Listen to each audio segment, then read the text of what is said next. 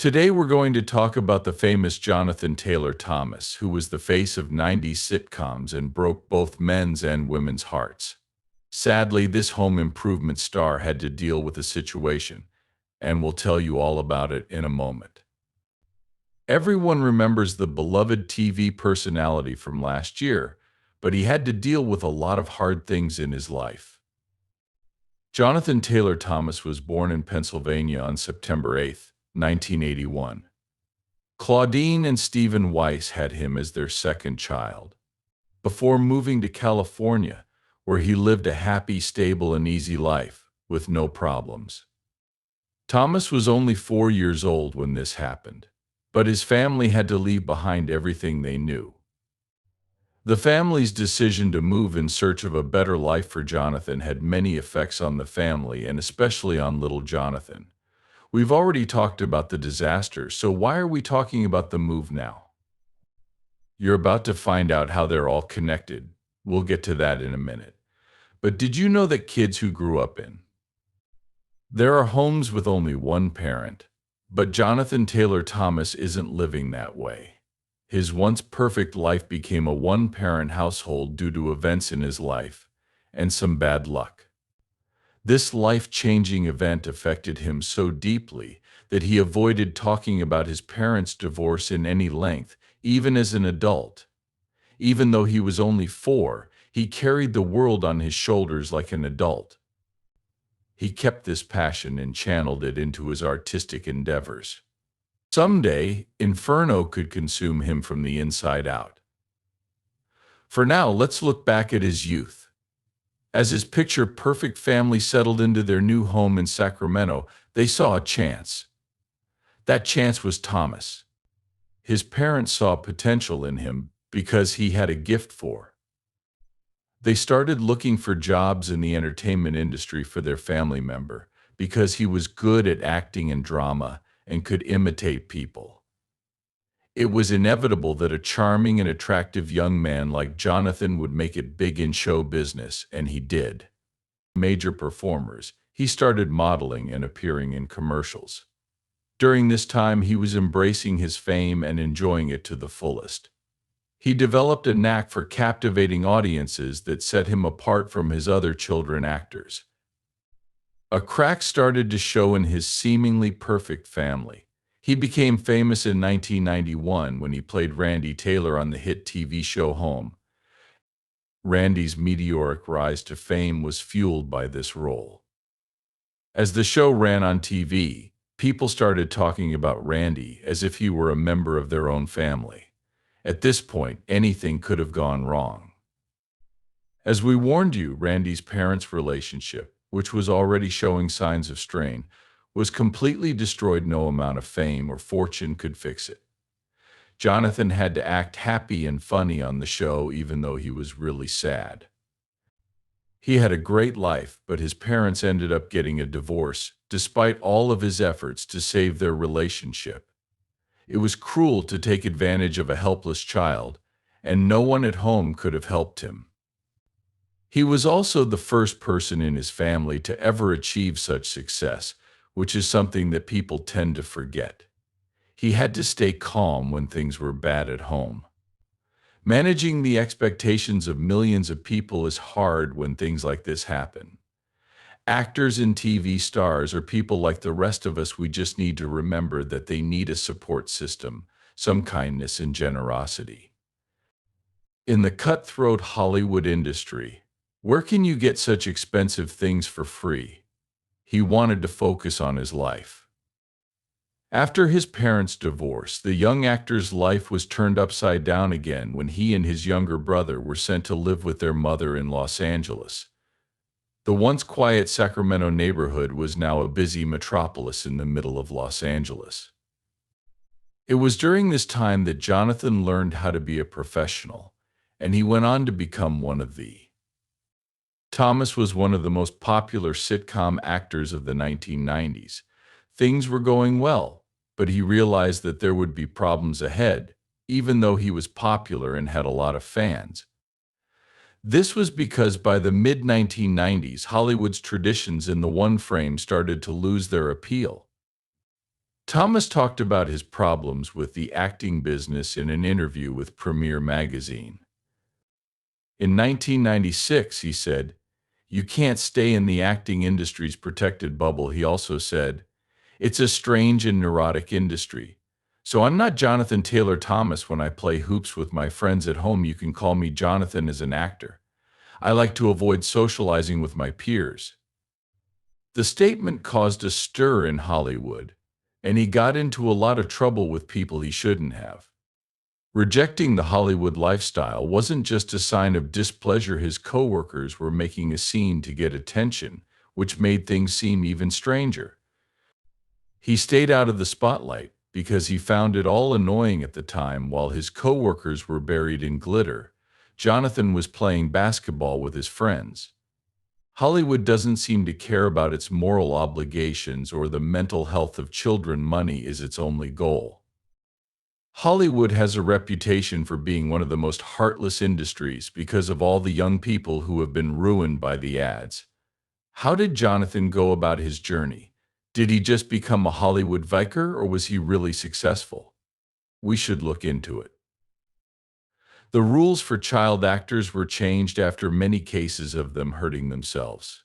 New, strict laws have been put in place to protect young performers in the field of child acting. They are largely responsible for making working hours normal. They had to go to school, and Hollywood could no longer take advantage of them because greed doesn't set limits. Unfortunately, these steps weren't enough to protect young actors from the problems they would face on the set. Jonathan Taylor is one example of someone who had to follow the rules for child performers, and while it helped a lot, it cost too much during an. In an interview with People magazine at the start of the show's run, Thomas said that he worked 9.5 hours a day on set. This schedule kept him from having a carefree childhood, but Thomas was good at juggling his acting career, friendships, and schoolwork because he knew he couldn't have a normal childhood. He would say, "Your schoolmates are finding out your lies and making sure you're not letting your performance go." Getting ready to wow audiences with his amazing stage performances. These amazing things were slowly taking over him. He had health problems while on the show because of the stress of having to follow a hard-to-follow schedule, and he often talked about how he used to work even though he was sick. He didn't know he had the disorder until much later because its symptoms changed so often. This is because he had been under so much scrutiny and expectation for so long that he had lost touch with his natural body sensations.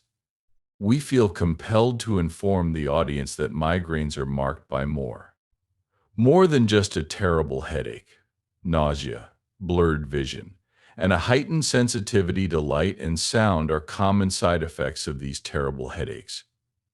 Because of this, similar problems also affect many modern superstars like Billy Idol. How would you feel if you had to work so hard around people who are bad for you? People who watched these stars on TV thought they had it easy, but all of those problems were his own. They happened in the 1990s when Jonathan Taylor Thomas was acting like he was the best hairdresser in the world. His unwavering dedication to the project went unnoticed, but he was the target of insanely close attention from the media, just like Meghan Markle and Prince Harry are today. The paparazzi would even follow him to the bathroom to try to get an interview with him about what would be the most important thing at the time. A compelling story about an actor who was only a teenager at the time. A fictional love story between him and his sister. What kind of romance did they get out of him and his sister?